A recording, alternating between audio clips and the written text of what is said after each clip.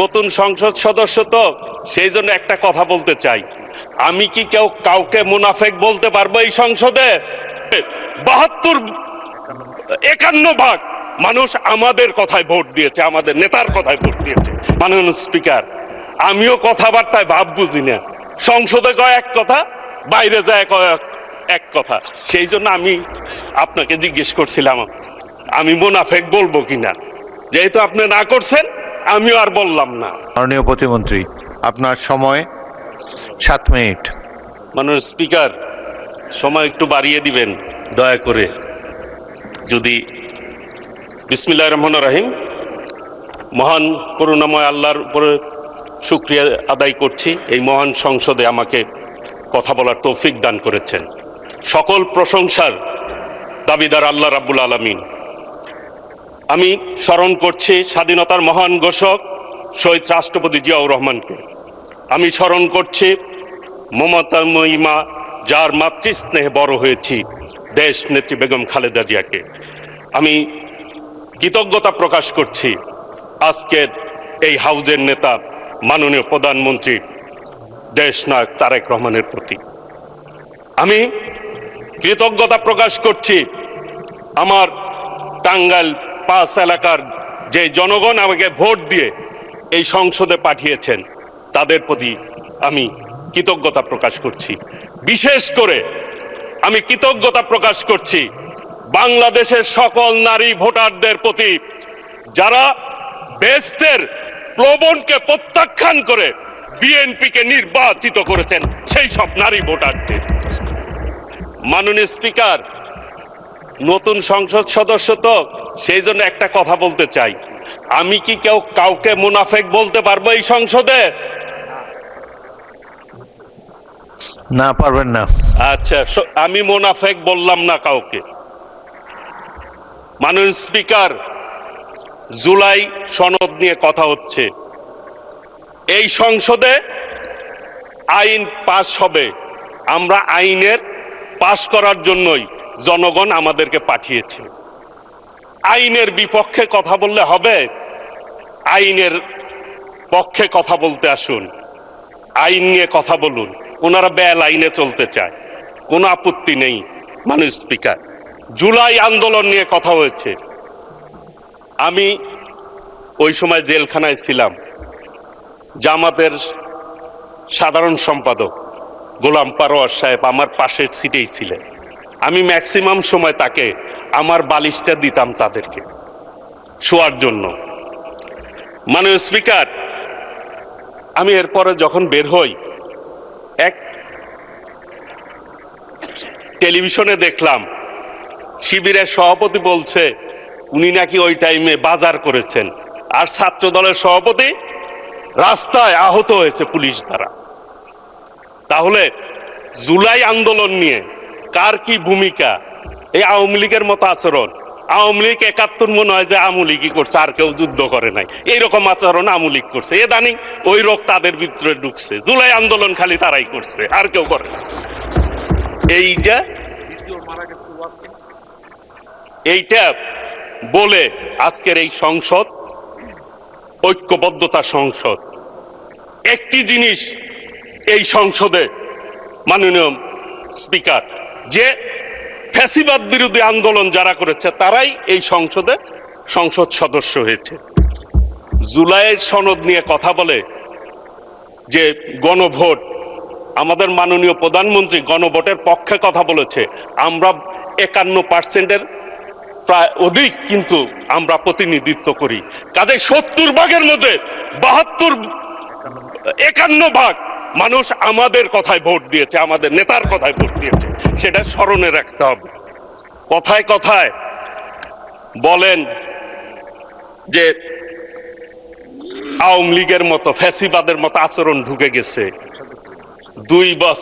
2 মাসের সরকার, কিন্তু এটা কিন্তু 5 বছর, মনে হয় যে 5 বছর সরকার আমরা শুরুই করলাম না, তার আগেই যত সব অভিযোগ। এই 2 মাসে কি কি করছে মাননীয় প্রধানমন্ত্রীর নেতৃত্বে, সেই কথাগুলি কিন্তু একবারও বলেন না। গতকাল একটি সমাবেশের বক্তৃতা শুনলাম আর কি। বিভিন্ন ইস্যুতে তারা কথা বললেন, জাতীয় ইস্যুতে। মাননীয় স্পিকার, এইটা কিন্তু 8 সালের নির্বাচন মার্কা সরকার না, এটা 14 সালের নির্বাচন মার্কা সরকার না, 18 সালের নির্বাচন মার্কা সরকার না, এটা 24-এর সরকার না, আমিডামির সরকার না, জনগণের প্রত্যক্ষ ভোটের সরকার। কাজেই হিসাব করে পথ চলা উচিত। কথায় কথায় বলে ফেলেন, নিঃশেষ করে দিবেন কাদেরকে, নিশ্চিহ্ন করে দিবেন কাদেরকে? মাননীয় স্পিকার, মহান স্বাধীনতার ঘোষক শহীদ রাষ্ট্রপতি জিয়াউর রহমানের দল বিএনপি, যার নেতৃত্বে এই দেশ স্বাধীন হয়েছে, এরপরে বাংলাদেশে 3টা গণ অভ্যুত্থান হয়েছে। যদি আমরা ধরি স্বাধীনতার পর 75-এ বিপ্লব হয়েছে, নেতৃত্ব দিয়েছেন শহীদ রাষ্ট্রপতি জিয়াউর রহমান, সেই দল বিএনপি। 90-এ একটি গণ আন্দোলন হয়েছে, তার নেতৃত্ব দিয়েছেন দেশনেত্রী বেগম খালেদা জিয়া। আর 24 আন্দোলন হয়েছে, নেতৃত্ব কে দিয়েছেন? মাননীয় প্রধানমন্ত্রী সহ বাংলাদেশের আপামর জনতা। সেটি কিন্তু আমাদের মাননীয় প্রধানমন্ত্রী সবাইকে সম্পৃক্ততার কথা বলেছেন। যারা আমিডামি নির্বাচন করে, যারা জনগণ থেকে প্রত্যাখ্যিত, তাদের সাথে বিএনপির তুলনা করেন। এই জন্য বললাম মাননীয় স্পিকার, আমাদের মাননীয় সংসদ সদস্য চান ভাই ওইখানে রয়েছেন, তিনি বলেছেন ওনাদের সাথে একসাথে জেল খাটলাম, এখন ভাব বুঝতেছি না ঘটনা কি। মাননীয় স্পিকার, আমিও কথাবার্তায় ভাব বুঝি না, সংসদে কয় এক কথা, বাইরে যায় কয় এক কথা। সেই জন্য আমি আপনাকে জিজ্ঞেস করছিলাম আমি মুনাফেক বলবো কিনা। যেহেতু আপনি না করছেন, আমিও আর বললাম না।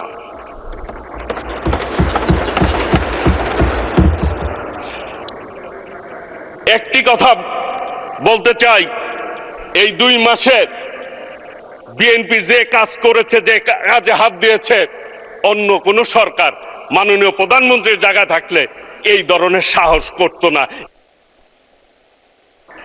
মাননীয়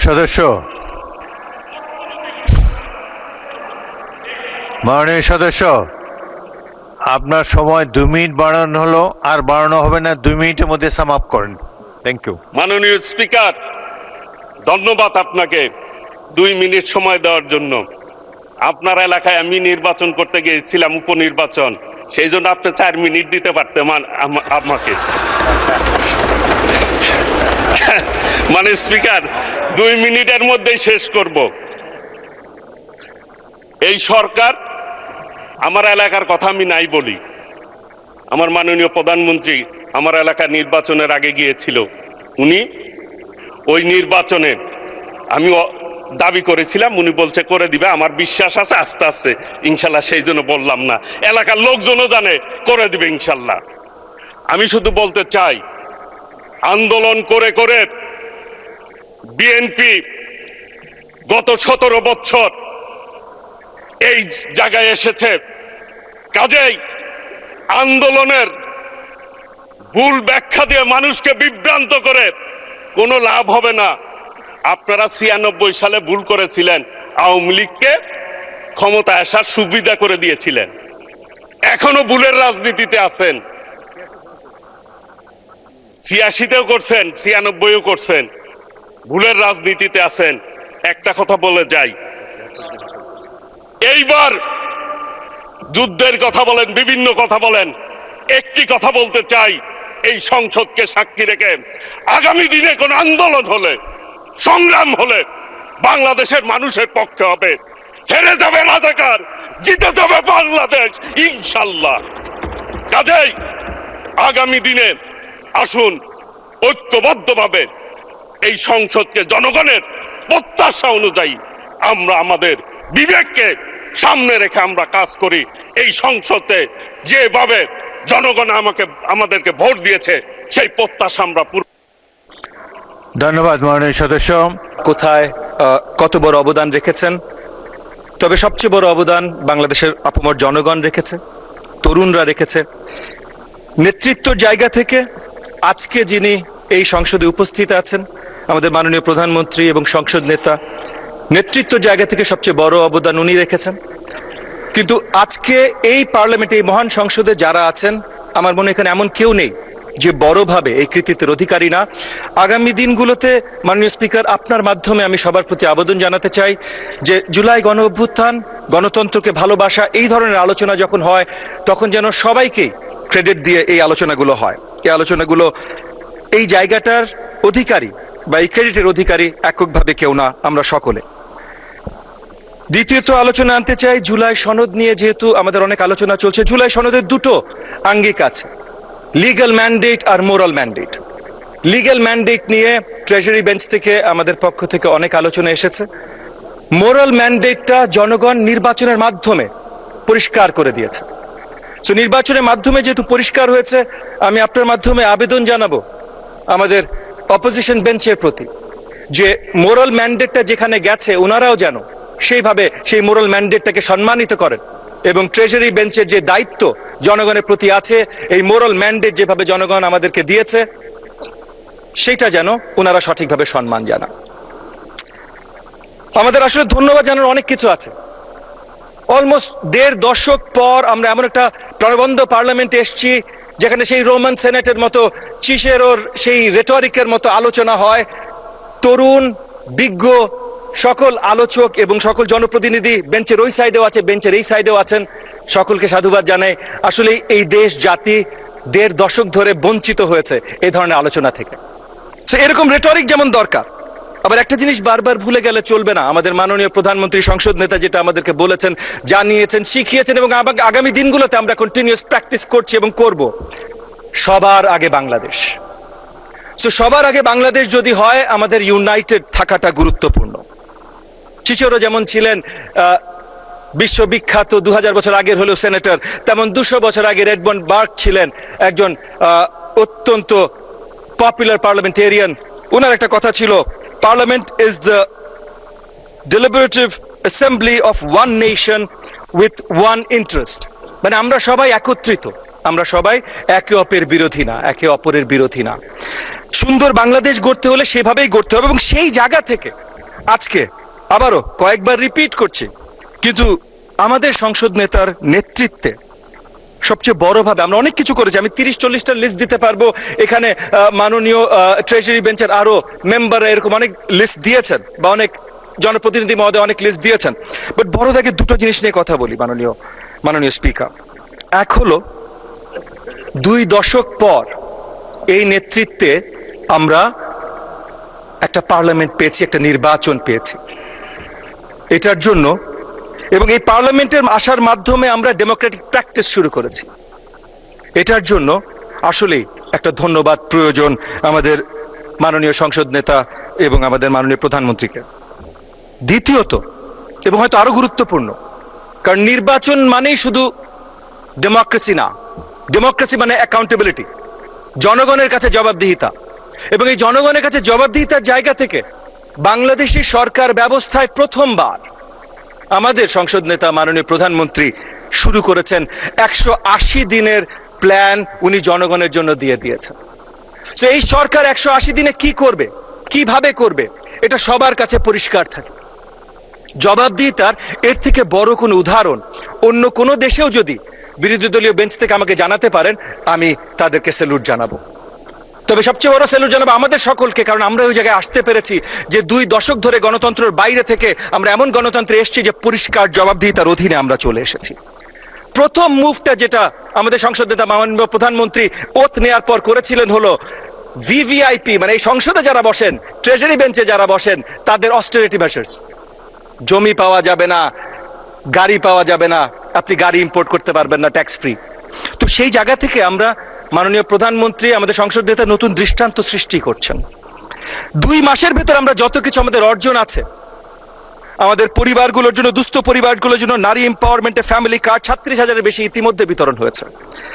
কৃষক কার্ড, আমি লম্বা লিস্ট করবো না, আমার সময় কম আছে, যদিও আমি আশা রাখবো মাননীয় স্পিকার আপনি আমাকে সময় একটু বৃদ্ধি করে দেবেন।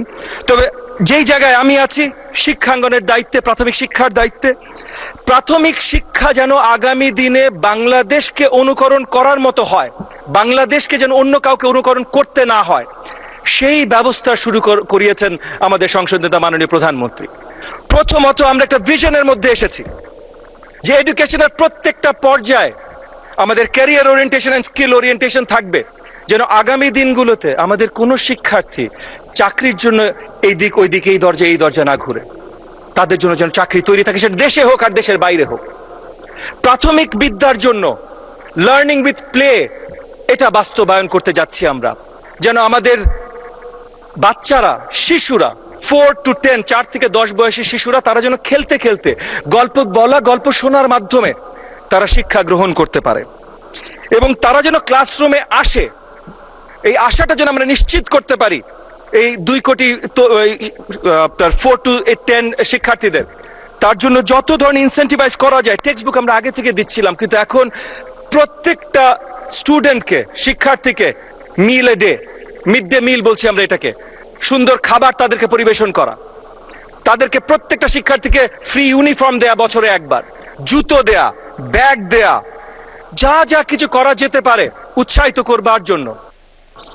মাননীয় প্রতিমন্ত্রী, আপনাকে আর 2 মিনিট দেওয়া হলো, 2 মিনিটে সাম আপ করুন। জি, অসংখ্য ধন্যবাদ মাননীয় স্পিকার। যা যা কিছু করা যেতে পারে পরিবারদেরকে, শিক্ষার্থীদেরকে উৎসাহিত করবার জন্য, তারা যেন স্কুলে আসে, সবকিছু এই সরকার ব্যবস্থা করার কাজ শুরু করেছে ইতিমধ্যে।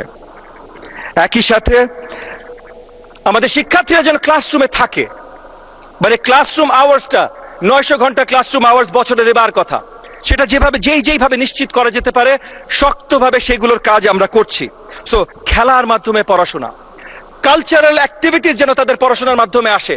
সো সেটা গল্প বলা বলেন, ডিবেট বলেন, স্ট্যান্ডিং বক্তৃতা বলেন, গান বলেন, নাচ বলেন, নাটক বলেন, যেই কালচারাল অ্যাক্টিভিটি আপনি নিয়ে আসবেন, দুটো ভিন্ন ধারা করে কালচারাল মিনিস্ট্রির সাথে কাজ করে আমরা অতি শীঘ্রই প্রাইমারি লেভেল পর্যন্ত ক্লাস 4-5 এর বাচ্চাদের জন্য আমরা নিয়ে আসছি মাননীয় স্পিকার।